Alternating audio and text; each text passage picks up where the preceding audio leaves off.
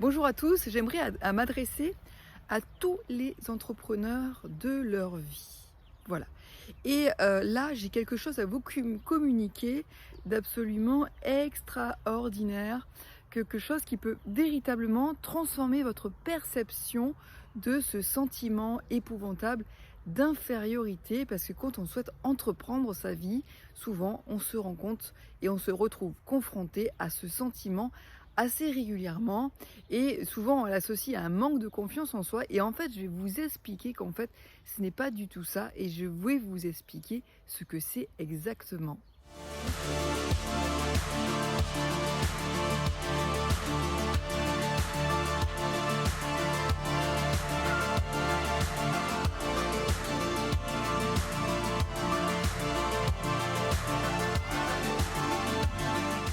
Alors finalement, d'où provient ce sentiment d'infériorité?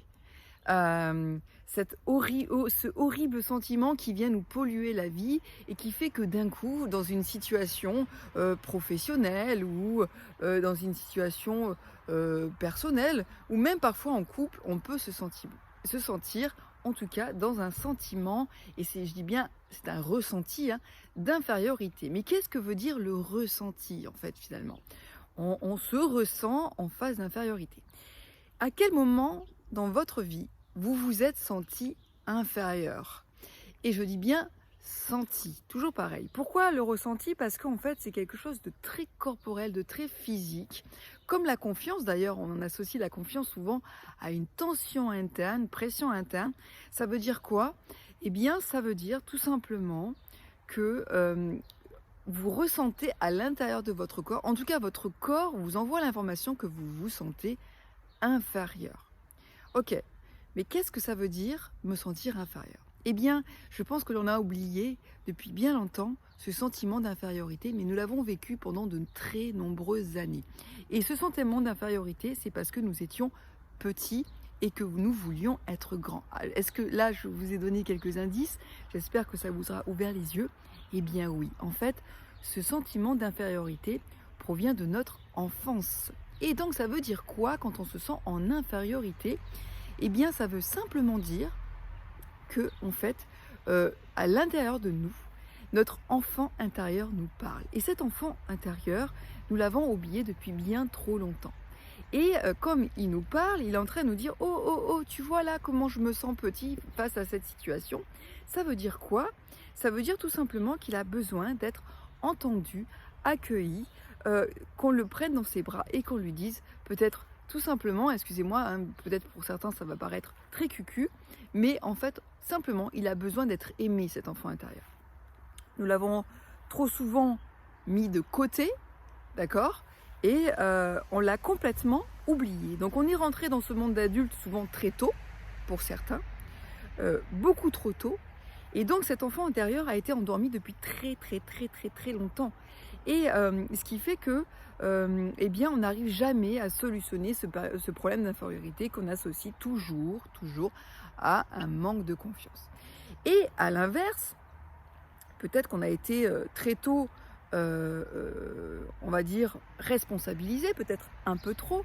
Donc on est passé de enfant à parent, et je dis bien parent et non adulte, parce qu'on confond souvent l'adulte et le parent. Et d'ailleurs, je vous invite à voir les 3 états du moi d'Eric Berne, qui est tout à fait intéressant, où il explique la différence entre être parent, adulte et enfant.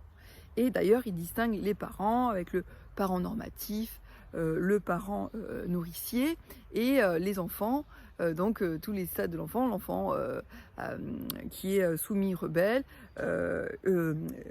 l'enfant rebelle, l'enfant soumis et l'enfant libre. Voilà. Donc je vous invite vraiment à aller observer ces 3 états du moi, et de voir que dans nos comportements, nous pouvons passer de l'un à l'autre en permanence, vu la situation. Et quand on est parent, et bien souvent on se met en posture de supériorité.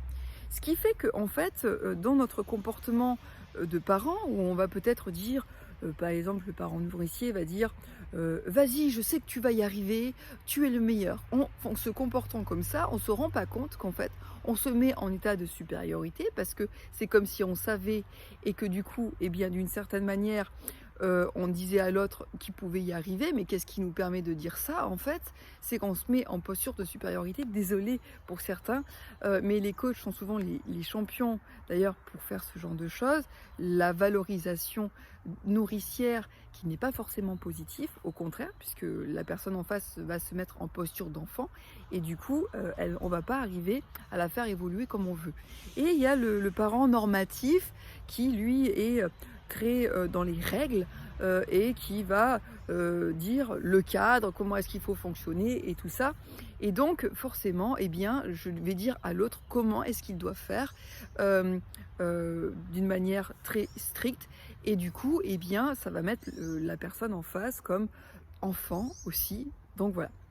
Alors c'est juste pour dire que ce soit en posture de supériorité en tant que parent ou en posture d'infériorité en tant qu'enfant, eh bien la question c'est pas de se fouetter, de se dire c'est pas bien, voilà, t'as encore pris cette posture-là, c'est plutôt de se dire ben voilà en fait, d'où vient cette origine, l'origine de ce sentiment, aller vraiment en profondeur dans notre passé, comprendre ce qui s'est passé à un moment donné qui fait qu'on est devenu parent trop tôt ou qu'on ait été un peu trop materné avec des enfants, avec des parents qui nous ont mis en posture d'infériorité et qui fait que, eh bien, on s'est peut-être considéré comme nul dans un domaine ou, par exemple, quand on est arrivé dans le monde professionnel, on ne connaissait pas ce monde-là, donc on s'est souvent mis en posture d'infériorité et de manque de confiance.